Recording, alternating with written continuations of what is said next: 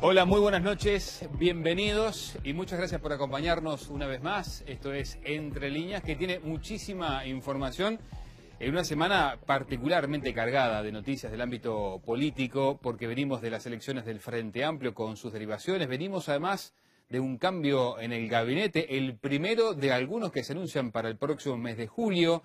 Y a propósito de gabinete, vamos a conversar en un ratito nada más con uno de sus integrantes. Son tantísimos los asuntos que tenemos para conversar con el señor ministro de Salud Pública, con Jorge Venegas, entre otras cosas por lo de hoy mismo, Día Mundial del Humo Sin Tabaco. Vamos a precisar, entre otras cosas, de qué se trata ese proyecto de ley que se ha presentado en el Parlamento por parte del Poder Ejecutivo, pero por supuesto que vamos a hablar de otros varios asuntos vinculados a la salud pública. Lo que dejó esa remoción por parte del presidente de la República, cómo se está visualizando en la interna del Frente Amplio, cómo ha caído en el Frente Liber Seregni, en el astorismo, los asesores del vicepresidente de la República. Vamos a conversar con una persona que está muy vinculada al contador Danilo Astori, muy vinculada al Frente Liber Seregni, operador político, publicista además, con Esteban Valenti. Vamos a hablar sobre esos cambios y también sobre lo que dejó esa elección de la coalición de izquierda del pasado domingo. Y a eso, como siempre, le agregamos el contenido de nuestros compañeros, a quien ya saludo.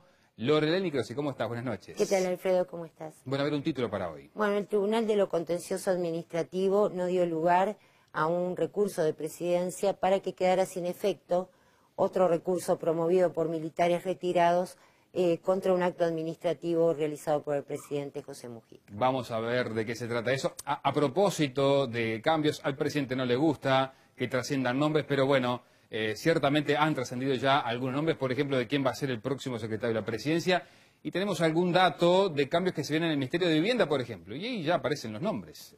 Se van a enterar en un ratito aquí en Entre Líneas. Ahora le doy la bienvenida a Nicolás Núñez. Nico, ¿cómo estás? Buenas noches. Buenas noches, Alfredo. Buenas noches a todos los televidentes. Vamos a hablar en una segunda intervención de otro de los grandes temas de la semana. La situación compleja, por cierto, que tiene que atravesar la aerolínea Pluna y sobre todo proyectándonos a lo que puede llegar a pasar. ¿Qué pasa con esa capitalización que se pide? ¿Qué pasa con las ventas de pasajes a través de tarjetas de crédito? ¿Cómo está funcionando eso? Bueno, también se van a enterar de alguna cosita esta noche aquí en Entre Líneas. Y lo dicho, vamos a conversar enseguida con el doctor Venegas, pero antes, si les parece, hacemos un rápido pantallazo de cómo está la situación, la triste situación de los enfermeros homicidas, cuántas denuncias se vienen presentando, cómo se han procesado esas denuncias. Recuperamos rápidamente la información con Nico. A ver, Nico. Así es, porque es un asunto que dio mucho que hablar y seguramente la próxima semana esté de nuevo en el candelero de la prensa. Entre otras cosas porque el ministro Venegas va a estar en la Comisión de Salud del Senado y allí va a haber un pormenorizado informe sobre lo actuado, pero también pensando al futuro, sobre las denuncias, sobre lo que se ha podido investigar. Todo este tema lo viene canalizando el ministro, pero también sobre las acciones a desarrollar en los CTI de los hospitales de todo el país y también cómo hacer para evitar que este tipo de situaciones puedan volver a ocurrir. Y concretamente sobre las denuncias, ¿cuánto se ha avanzado? Bueno, vienen investigándose a buen ritmo. Hasta el momento hay unas 150 denuncias cerrado el mes de mayo que se vienen peritando. Primero se hace un peritaje para eventualmente determinar si hay antecedentes, si hay un hecho de peso para poder derivarlas a la justicia. Siguen presentándose denuncias, incluso vamos a estar contándoles en un ratito nada más las que han llegado en el mes de mayo, pero quizás lo novedoso y lo que se va a aportar la próxima semana, y lo podrá confirmar el ministro en algunos minutos nada más, es que se va a hacer una especie de agrupamiento de las denuncias de acuerdo al año de la muerte. Es decir, cuándo se generó cada uno de los casos y sobre todo también conocer de qué larga data es que se da este tipo de situaciones, estas muertes, por lo menos llamémoslas sospechosas. Por el momento no se han presentado nuevas denuncias ante la justicia, no se descarta porque todavía está en la tarea de peritaje, pero quizás el elemento más novedoso es que conoceremos de cuánto tiempo a esta parte es que se vienen desarrollando este tipo de situaciones y este tipo de hechos se viene investigando. No se han presentado a la justicia, pero sí denuncias que siguen llegando de todas maneras, ¿no? Es así, mencionamos más o menos 150, 140 había hasta el mes de mayo, 10 aproximadamente, alguna más, llegaron en el correr del quinto mes del año.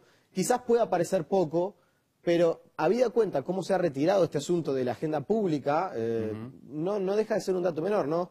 Al menos 10 personas, 10 familias se han presentado en el mes de mayo ante el Ministerio de Salud Pública, ante las distintas vías que tienen para hacerlo, para presentar algún caso de muerte sospechosa y alguna duda que tienen. No quiere decir que esto derive eventualmente de una denuncia, simplemente que se está investigando, se están haciendo las pericias del caso, pero más o menos unas 150 denuncias son las que se están trabajando. Con que haya una ya es suficiente para investigar, más allá de que se pueda estimar poco en función de lo que en su momento se decía, centenares y centenares de casos. Vamos a conversarlo entonces con el doctor Jorge Venegas, a quien le agradecemos que nos haya acompañado esta noche. Ministro, gracias por estar. Gracias, muchísimas gracias a ustedes. Una situación, ministro, que cambió la forma de ver la salud. ¿Qué ha cambiado de ese episodio al día de hoy? Bueno, ha puesto al sistema de salud en una situación, y yo diría, delicada, compleja, pero no por las muertes en sí, y que cualquier muerte, cualquier hecho,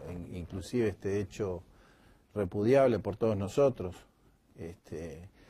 ha puesto que los mecanismos de control, los mecanismos de denuncia, el abrir hacia la población, no solamente la sospecha, sino la verificación, nos ha puesto en una situación muy importante en el sentido de no hemos ocultado la información. Y esto lo digo no como ministro, lo digo en un informe que nosotros recibimos por expertos y evaluadores que trajimos y que la Organización Panamericana de la Salud tuvo la posibilidad de tenerlos presentes. Una de las primeras cosas que nos dijo: en general los hechos delictivos de tipo homicidio, asesinato en los países que han tenido, se tapan, usted ha dicho. Se tapan y se llevan exclusivamente a la justicia, cosa que lo estamos haciendo. Voy a decir los números que han acontecido. Pero nosotros no lo ocultamos, y al contrario, la segunda aseveración importante también en el informe de una mirada exterior y una mirada de expertos, nos dijeron: ustedes pusieron a la población y a los usuarios, a todos nosotros, arriba, en el sentido de darle prioridad. Y esta es una cosa muy importante que ha hecho no solamente el Ministerio, yo creo que todos los equipos que están trabajando con nosotros y en comunicación directamente con el Ministerio del Interior. No ocultar la información, manejarla adecuadamente. Son dos cosas diferentes. Claro. Usted sabe que un acontecimiento de este tipo y de esta magnitud, nuevamente digo la palabra repugnante y totalmente negativo hacia la sociedad, nos permite ir trabajando y mejorar un conjunto de actividades que el Ministerio lo venía haciendo.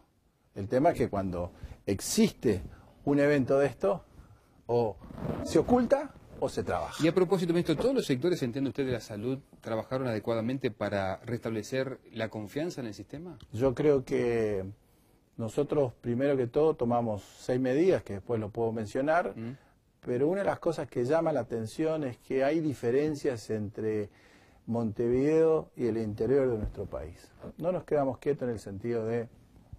Fuimos por otras razones, por supuesto. Usted sabe muy bien que estuvimos trabajando y hemos estado trabajando sobre una epidemia que tenemos en el país, que son los accidentes de tránsito. Pero a la medida que uno va ocultando, caminando en los hospitales, viendo los CTI, viendo los servicios de todo el litoral, sobre todo, ve que la diferencia es notoria en tema de la confianza.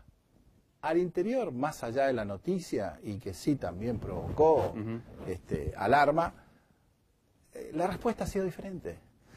La explicación la vamos a dar en un tiempo muy largo, pero la explicación inmediata, yo diría que el conocimiento que tiene la población sobre sus actores en salud, sean médicos o no médicos, equipos de salud, el referente lo conocen. La cercanía. Puede ser, la relación con el hospital o con la mutualista o con la policlínica, se conoce dónde vive el médico, dónde vive la enfermera. Hay una relación directa entre el usuario, el ciudadano y el equipo de salud. Por lo tanto, cuando uno habla de confianza o desconfianza, creo que se rompió mucho más en Montevideo y probablemente en algún lugar de las capitales de los departamentos. Pero uno palpa, probablemente es muy subjetivo esto, pero la política en salud también tiene un ámbito subjetivo. La confianza es una categoría muy subjetiva. Claro. ¿Se construye o no se construye? Y creo que son procesos de construcción. Yo lo único que diría es que resaltaría, hay diferencia. No significa de esto no dejar de lado los mecanismos de control que tenemos que afianzar Mejorar mucho más. Antes de llegar a los mecanismos de control, ministro, al día de hoy, ¿cuántas denuncias han llegado y cuántas han sido derivadas de la justicia? Usted sabe que lo primero, uno de los puntos de los 6 puntos que nosotros hicimos fue abrir directamente no solamente la vinculación con nuestros usuarios, sino tener una línea telefónica directa. Sí. Lo hemos hecho. Observaciones y denuncias telefónicas, más de 300. 356, 354. ¿no? Pero denuncias objetivas han sido alrededor de 100, 140, 156, pero derivaciones a la justicia, 6 más. ¿Qué significa eso? Nosotros esperábamos una avalancha, pero nuestros equipos técnicos, nuestros equipos de recepcionar la información y después estudiarla y dar lineamientos para que se derivara a la justicia, solamente 6 de esa hondanada de 300 y pico y 100 y tanto por mes. Yo diría que viendo inclusive la literatura o viendo los acontecimientos en otros países, han sido avalanchas tremendas que han puesto en cuestionamiento no solamente el sistema de salud, han puesto en cuestionamiento todo el sistema. ¿Y se descartan por falta de pruebas, ministro? ¿Se presentan solamente 6 de esas 150 y pico por falta de pruebas? Lo que pasa que denunciar no significa culpabilidad. Está claro. Por lo tanto, una vez que nosotros tenemos la denuncia, se estudia y es cuando amerita, se derivan a la justicia. ¿Está establecido o tiene una idea hasta cuánto tiempo se van a seguir recepcionando denuncias? ¿O eso va a quedar abierto? No, nosotros lo tenemos abierto a todos los usuarios del país y en la medida que vamos avanzando sobre el tema de seguridad del paciente, derechos del usuario, derechos y deberes de los usuarios, que somos todos, tenemos derechos pero también tenemos deberes, será un objetivo a mantener. Ministro, ¿qué va a pasar? Porque una de las primeras cosas que se dijo, bueno, primero se dijo que no habían fallado los controles, después, bueno, se matizó, dijo que, bueno, algún control seguramente pudo haber fallado, e inmediatamente se dijo, bueno, una alternativa son cámaras de video, de vigilancia en los CTI. Primero que sí, después que no, que vamos a ver. ¿Qué va a pasar? ¿Va a haber o no va a haber cámaras en los CTI? Yo creo que, como cualquier sistema de vigilancia, es una metodología muy interesante, pero no está comprobada. Yo simplemente le preguntaría a la opinión pública si una cámara de video, cuando se está haciendo una anamnesis, que es el interrogatorio más la exploración, la confidencialidad y la intimidad del usuario o del ciudadano es muy importante, muy importante. Le doy un dato interesante. Un paciente o un usuario, un ciudadano que está en un centro crítico, un CTI, por ejemplo, tiene aproximadamente 200 actos en salud. Acto en salud, me refiero desde una intervención o simplemente acondicionar el confort del paciente. Un pinchazo, por ejemplo. No, el confort, la lágrima, aspiración, etcétera. ¿Cuántos de hecho son para registrar en una cámara? Entonces, ¿es el método, es la cámara imprescindible o es una herramienta que hay que estudiarla? Yo no la descarto, pero no creo que hay que centrarse en una cámara, hay que centrarse en la capacitación de nuestros trabajadores de la salud, médicos y no médicos, en dar la confianza y ver también algunas pautas que sobre comportamientos determinados. Bueno, sobre eso hay pautas, por lo tanto vamos a seguir.